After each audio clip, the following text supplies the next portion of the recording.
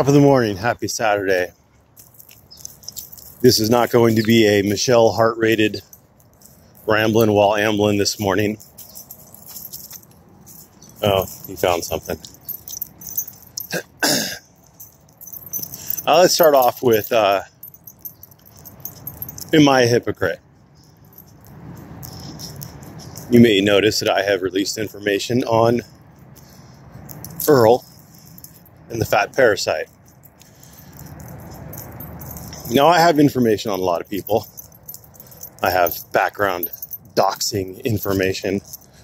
I have criminal records. And I don't release them. So, why did I release the information that I released on Earl and on fat parasite? Is it to dox them? No, it's because they were lying. I know home addresses. I think, well, Earl's a registered sex offender, so his is on a registered sex offender website. There's not much I could do about that. But I know home addresses. I know parents' names. I know siblings' names. I know their addresses. And no, I'm not out there hunting for them. People give them to me. And I appreciate it when people give them to me. Because sometimes, you never know when, you need that information to catch people out in a lie, to show they're liars. Fat Parasite and Earl were liars. It's not because I was mad at them. It's not because Earl submitted countless personal or privacy complaints on me. Chauncey Hollingberry has done privacy complaints on me, and I know his home address, and I don't release it. I know lots of little tidbits about Chauncey, but they're not pertinent. They're not relevant. I hope that makes sense. Doxing, telling people there's a difference between what a phone book does. A phone book doesn't dox anybody. Everybody's name's in there. It's not singling anyone out. There's an implied threat in doxing people. It's the same thing that these cunty auditors can't figure out when they're saying, hey, here's the phone number. I'm not telling anybody to call Flood, but if you want to air your grievances, it's out there. Here you go, guys. Wink, wink, nudge, nudge. It's an implied threat. It is an implied threat. If you're putting out someone's place of employment, it is an implied threat. If you're putting out the name of someone who is trying to remain anonymous, if you're putting it out there, you are drawing attention to it. You are singling that person out. You're not reading a page out of a phone book. You are targeting someone. Is it legal? Sure. It's an asshole thing to do, though. So there you go. Now, that's my opinion. You are allowed to have a different opinion. It's a free country, but that's my opinion. I don't believe I'm being hypocritical because I'm following the standards I have set for myself, and I haven't complained at all if somebody else pulls information. I know a man with a mic. He's pulled a lot of background information on Methy Mouse about his radio station lies and things like that. And he's calling him out because Methy Mouse is lying. So you don't see me getting all up in arms over man with a mic. It has a purpose. It has a meaning. He's not just trying to direct threats or trying to intimidate Methy Mouse. He's pointing out that Methy Mouse is a bold-faced liar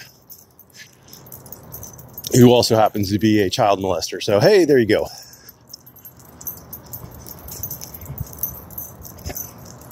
So I think I have not been hypocritical. You are, of course, free to disagree. It's the beauty of this country that I live in, which is a hell of a lot better than Norway. Anyway, on to topic number 2. Chief Country Dog. That fat fuck is retarded. I listened to him, and he mixes terms. Professional opinion, expert opinion, qualified. he keeps mixing the terms because he's retarded and he doesn't have these topics clear in his head, in his fat, diabetic head. He's a moron. And the police are not there to give legal opinions or interpretations. He said he's been hired to give legal interpretations. He was hired to give a legal opinion, a law enforcement practitioner's professional opinion. Unlike standards of care and things like that, on general practices and procedures, yeah, he would probably be qualified. Not in Texas. Oh, and by the way, he didn't start practicing, or he didn't start in law enforcement in 78. He would have been 15 then, so he's lying to you because he's a liar. He was in law enforcement in Texas from 86 to 87, about 9 months. He was in law enforcement in Texas for 9 months. And he was, like I said, he was 15 in 78. So he was not a law enforcement officer. He's a liar and a cretin. Let's talk about constitutional law practitioners. Constitutional law pervades a lot of things. You'll see a lot of it in criminal law, and you can see it in various lawsuits. But a criminal attorney, prosecution or defense, is going to be very concerned with Fourth Amendment, Fifth Amendment, Sixth Amendment, all those wonderful things. There's not really, you can get a constitutional law professor who teaches a wide range of constitutional law topics, each one of which is ever evolving and ever changing. Now, am I a professional who is qualified to give an opinion on the Constitution? Abso-fucking-lutely. California has determined that I am a professional, that I am licensed and qualified to give my opinion on the Constitution. When I took the bar exam, February of 2017, the one time I took it, sorry to disappoint, there wasn't a single family law question. Not one.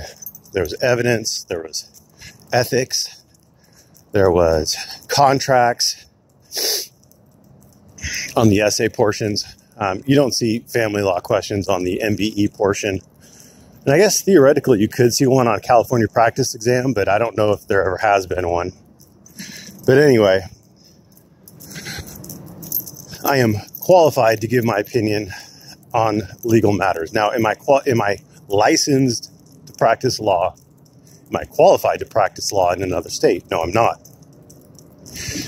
But am I still a professional who can give a good legal opinion? Hey, a doctor who is licensed to practice in, say, California may not be licensed to practice in, let's say, Massachusetts. But does that make his opinion worth less? Probably not. And as to whether I am a family law practitioner or a general law practitioner, and as to whether there are general law practitioners, my boss has been practicing general law for 46 years. He takes most kinds of cases. There are a few kinds he doesn't take. He doesn't do tax law. He doesn't do immigration. A couple other things. That being said, the way law works, I've done tax questions, so there you go. On my desk currently, things that I have been assigned to do that I haven't gotten to yet. I've got a probate. That one, I've got another one that's a civil matter, so 2 civil matters, lawsuits, 3 civil matters, 3 civil matters,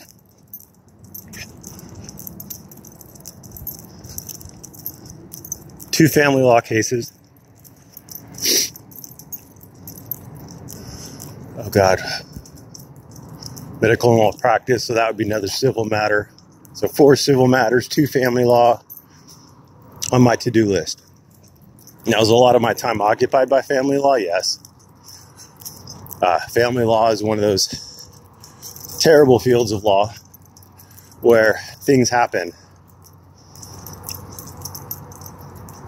The spouse decides to pull some douche move, and next thing you know, I have to file an ex parte and be in court the next day. It's a very time-consuming field or specialty. I'm not a specialist, but no, I don't practice solely family law. I am a general law practitioner. Oh, I have a bankruptcy on my desk. We don't do just the straight bankruptcies, but we do the ones where they become contested. So, once a lot of bankruptcy attorneys don't like to go into trial, and that's kind of our shtick. My boss is amazing in a courtroom. You don't want to be on the other side. And so once somebody needs an actual trial attorney, they come a knocking. But my point is not to toot my own horn. I am not an expert at anything. I'm a professional. I am qualified to give my opinion on the Constitution, that's for sure. But I want to slow this all down, and I want to point 2 things out. Number 1,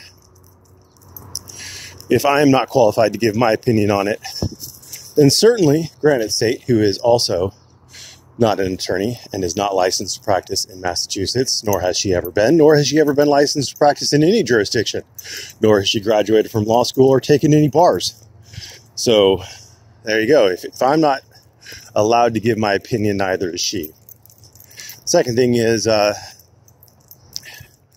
fat man himself was given lots of legal opinions on what ethics violations I may have had. Now, he's stupid, and he hasn't taken the time to read the California State Bar rules on ethics, nor has he read the California Business and Professions Code, both of which are the main sources for the laws regarding the practice of law in California.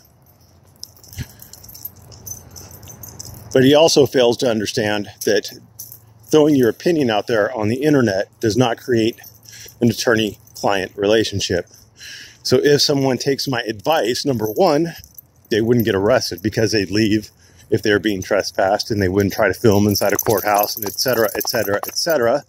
So please feel free to take my advice. You won't get arrested if you do it, or you'll win. But you're not my client, and I've never created an attorney-client relationship with you. You're free to take my advice on it, just like you're free to take Methy Mouse's advice or Chief Country Dog's advice. But he has no idea, no understanding of what he's talking about. Once again, he's a 55-year-old who claims to have been in law enforcement for 40 years. Do the math, kids. He's a straight liar. He is lying to you. Now, he was like what they call him? Junior Ranger or something like that in high school. But that's like saying you've been in the military for 40 years at 55 because you were in ROTC or something. It's stupid. It's a lie. It's misleading you. He was never a ranger. Never a ranger. T-Cole shows he was never a ranger. The Ranger Museum has no records of him. He's lying to you. The U.S. Marshals has no record of him ever having been employed as a U.S. Marshal. He's lying to you. And he was on the job in Texas for a grand total of 9 months. 9 months. And in that 9 months, he was specially deputized and dually appointed God, he's a retard. To the police department picked someone with a month or two of experience, apparently, to have them work with the Texas Rangers and the U.S. Marshals. And no, they didn't. Absolutely no, they did not. And until he provides some sort of evidence supporting that, it's a ridiculous claim. It is an absolutely ridiculous claim. And he needs to provide evidence of it. And notice he never provides evidence of anything. It's just his word as a good old country boy. Judges selected him to be an expert witness. Theoretically possible, sure. But he's a sovereign citizen, and judges don't like sovereign citizens. So I'm guessing no. Anyway, I'm just rambling at this point. I'm going to go down to the in-laws today. The kids are going in the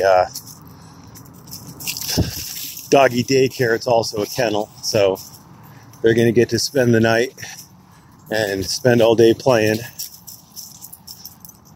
I'm going to go with my lovely wife to celebrate my father-in-law's birthday. I'm hoping I could take him out to dinner, but it's very hard to buy them dinner. It's very hard to buy them dinner. They're very giving people. They're wonderful people. They're amazing people. Love them to death. But God help you, if you want to buy them dinner, it ain't going to happen. But I'm going to try. Anyway, thanks for watching and have a great day.